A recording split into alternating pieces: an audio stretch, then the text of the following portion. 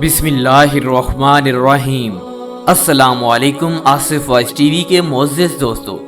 ایک عورت کا شوہر ہر وقت کسی نہ کسی مہمان کو گھر لے آتا اور اپنی بیوی سے کہتا کہ ان کے لیے کھانے کا انتظام کرو۔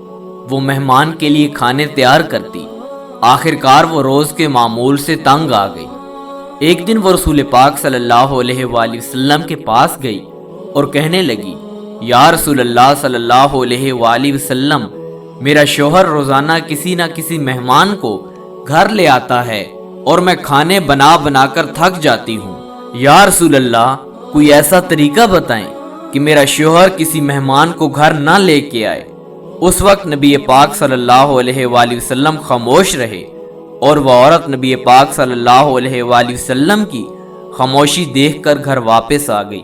اگلے دن نبی پاک صلی اللہ علیہ وآلہ وسلم نے اس عورت کے شوہر کو بلایا اور کہا کہ کل میں تمہارا مہمان ہوں۔ وہ آدمی بہت خوش ہوا اور آ کے اپنی بیوی کو بتایا کہ آج نبی پاک صلی اللہ علیہ وآلہ وسلم ہمارے مہمان بن کے آئیں گے۔ اس کی بیوی بہت خوش ہوئی اور جلدی سے اچھے اچھے کھانے بنانے لگی۔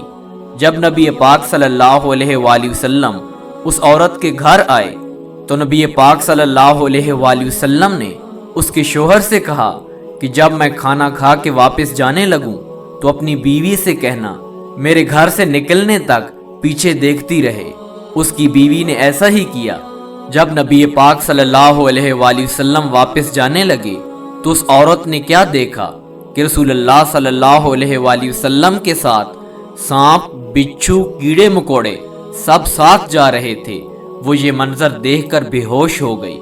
اگلے دن وہ پھر نبی پاک صلی اللہ علیہ وآلہ وسلم کے پاس گئی تو نبی پاک صلی اللہ علیہ وآلہ وسلم نے اس عورت کو بتایا کہ مہمان اپنا نصیب خود لے کے آتا ہے اور جو مہمان کے لیے محنت کی جاتی ہے اس کے بدلے جب وہ واپس جاتا ہے تو ساتھ اس گھر کی ساری بلائیں اور اس گھر کے سارے گناہ ساتھ لے جاتا ہے۔ میرے آصف وائس ٹی وی کے معزز دوستو، اس پوسٹ کا مقصد یہ ہے جو میری بہنیں مہمانوں سے پریشان ہوتی ہیں وہ ان کی عزت کریں، کیونکہ مہمان اپنا نصیب خود لے کے آتا ہے۔